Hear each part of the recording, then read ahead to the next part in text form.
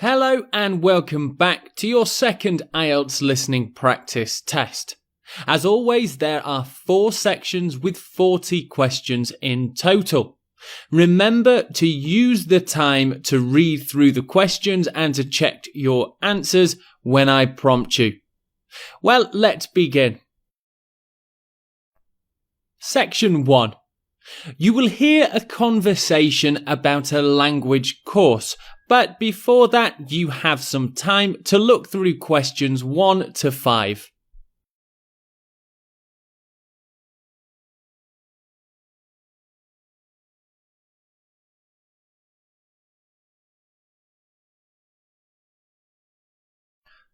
You will see that there is an example that has been done for you. On this occasion only, you will hear a conversation about this example and its answer.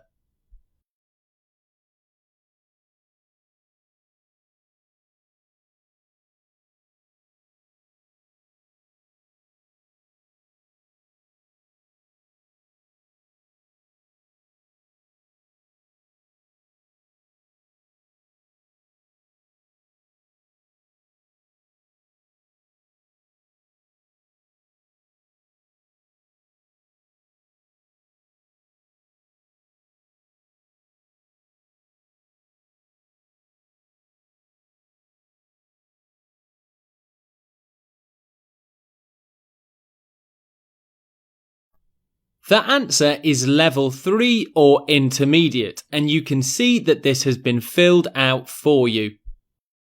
Now we can start the test. You should answer the questions as you listen, as you will only hear the recording once. Listen carefully and answer questions 1 to 5. Peterson, John Peterson. Could you spell that for me, please, Mr. Peterson? P-E-T-T-E-R-S-S-O-N. That's a double T and a double S. Am I right? That's right. Now, could I ask you where the course takes place? Well, we offer courses in Hamburg and Berlin. For your level, there's never a problem. There are always plenty of people for the intermediate classes. Oh dear. Does that mean that there might be a lot of students in my class? I wouldn't be very happy about that. No, don't worry, Mr. Peterson. The maximum class size is 12, but I've never known there to be more than 9 or 10 in a class. It could even be 5 or 6. Good. Actually, I'd prefer to study in Berlin. And how long is the course? 3 weeks, 5 hours a day. 2 hours only on Saturday, Sundays free. I see. And what about accommodation? There you have a choice, Mr. Peterson. You can either stay with a German family who are used to having such guests, or you can stay on the university campus, or we can book you into a nearby bed and breakfast. Is there a big difference in price? Not really. Staying with the family works out the cheapest, and the bed and breakfast is a bit more money. Staying on the university campus comes somewhere between the two price-wise, but Berlin is not too expensive anyway. Which do you recommend? Well, if you want to practice your German and be part of a German family, I would recommend staying with a family. Our families are all hand-picked, and we've never had any sort of complaint. Yes, I'll probably do that then. What are the dates of the course? The first summer course starts on the 1st of June in Hamburg and a week later in Berlin, which is what would concern you as you have chosen the Berlin course. That's the 8th of June. The next course would begin on the 2nd of July and then... The 2nd of July course would be perfect for me. Can you put me down for it now? Certainly, Mr. Peterson. Can I have your address, please? 26 Mayfield Drive, Orpington, Kent. I'm afraid I can't remember the postal code. Don't worry, Mr. Peterson. I'll check on it. Before you hear the rest of the conversation, you have some time to look at questions 6 to 10.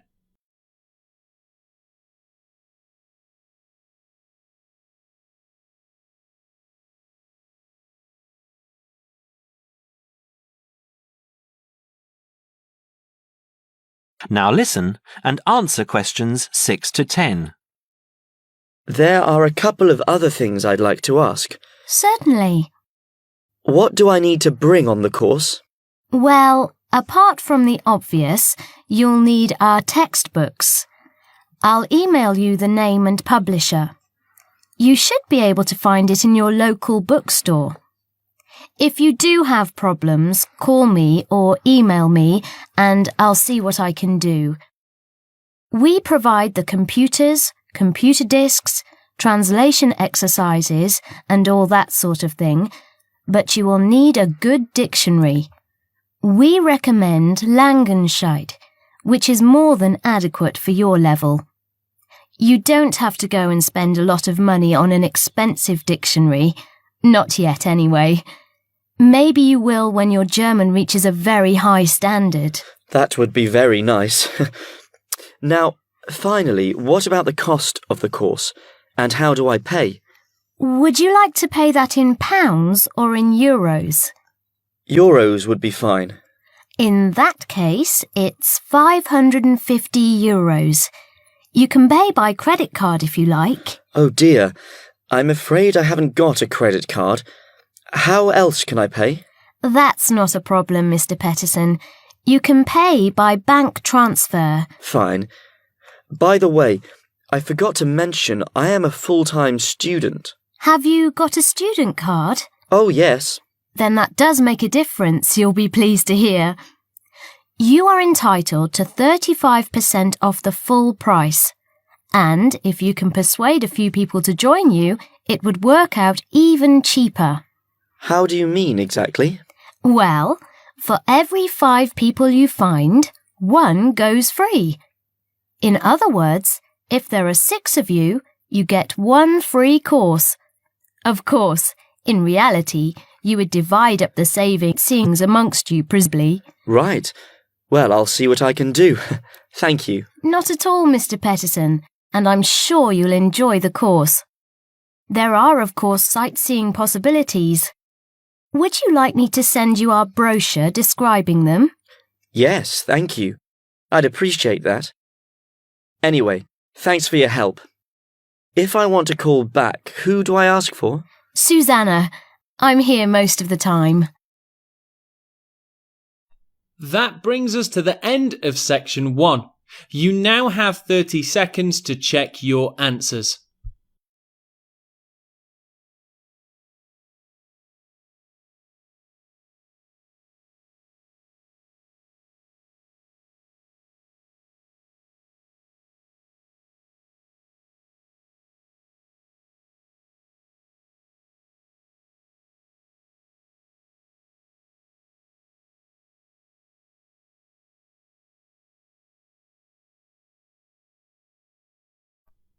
It's now time for section 2.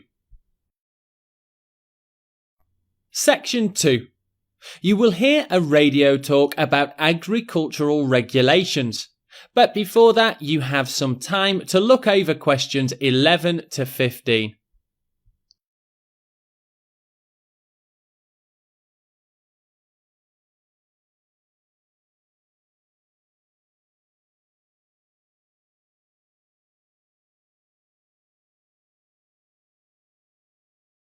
Now listen carefully and answer questions 11 to 15.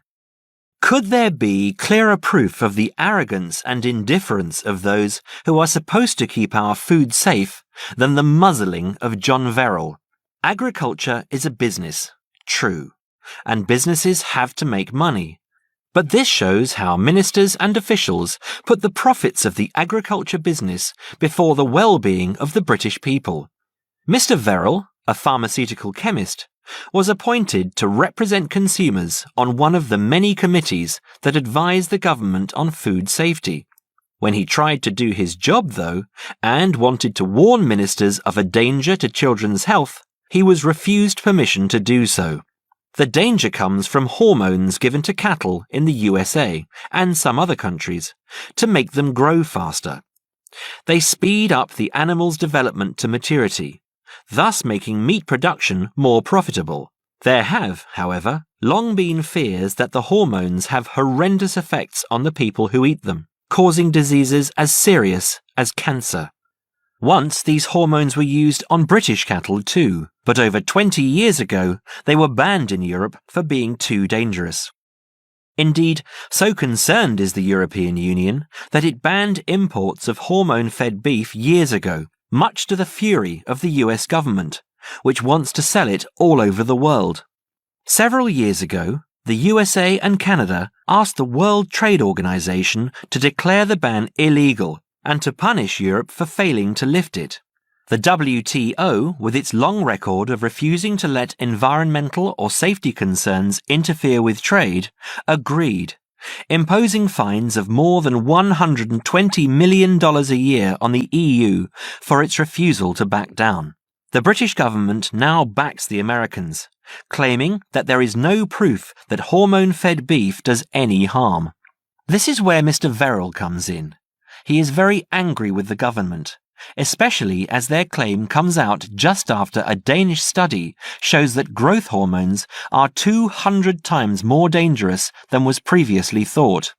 Worried by these findings, Mr. Verrill spoke to government representatives, who did nothing. Before you hear the rest of the radio talk, you have some time to look over questions 16 to 20.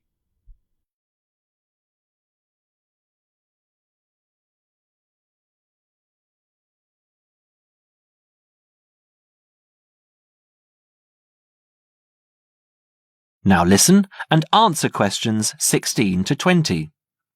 Not only that, but they have not been testing beef which is imported, which, by law, they are required to do.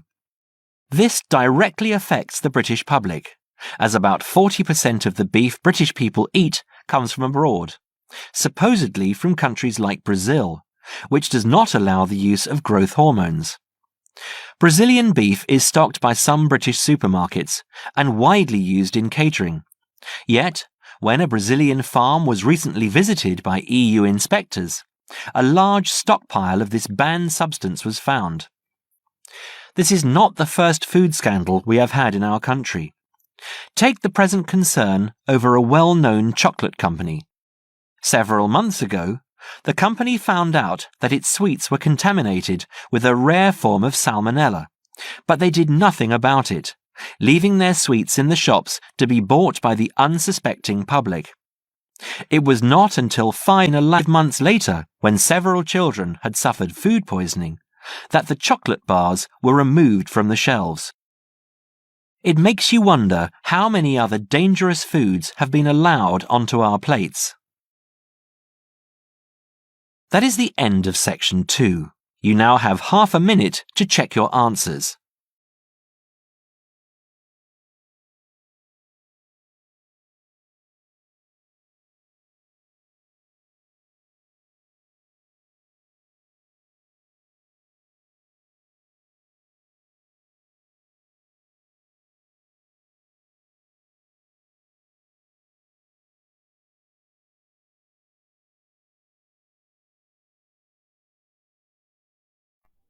That brings us to the end of part A of IELTS Listening Practice Test 2.